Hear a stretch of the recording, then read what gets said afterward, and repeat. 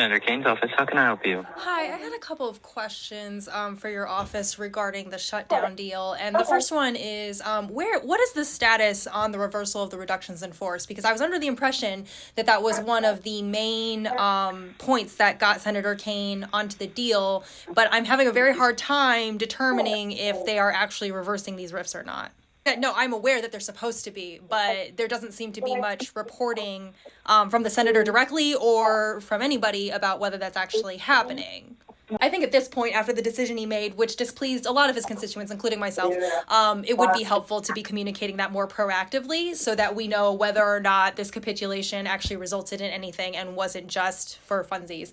My second question is regarding the ACA subsidies. So it's too late now to avoid the increases in premiums. Everybody is going to see premium hikes in 2026, whether they're on the ACA or whether they're on other plans that are going to end up jacking up premiums because they are also ACA carriers, and that's just how it works. So when is there going to be a vote on these subsidies? Because I have been haunting the political reporting on this. You guys are supposed to go back on vacation this Friday, and I don't think any of us know when we're supposed to be looking at the supposed promised vote on ACA subsidies. Okay, again, I think that some proactive, direct communication from the senator's office to his constituents would be super helpful with that, because this, at this point, we were told that this was the reason that he decided to sign on to this deal. He was the critical eighth vote, and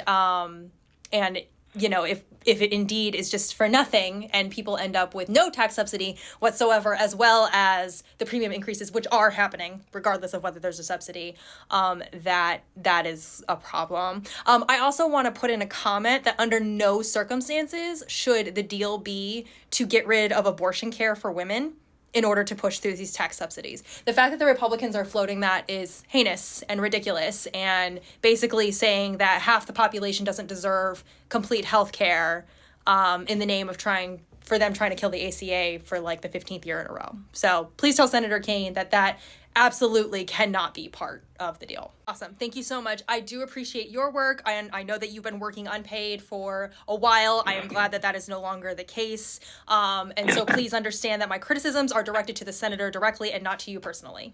Yes, ma'am, certainly. And I appreciate that. And as does our staff as well. All right. Thank you so much. Have a great holiday.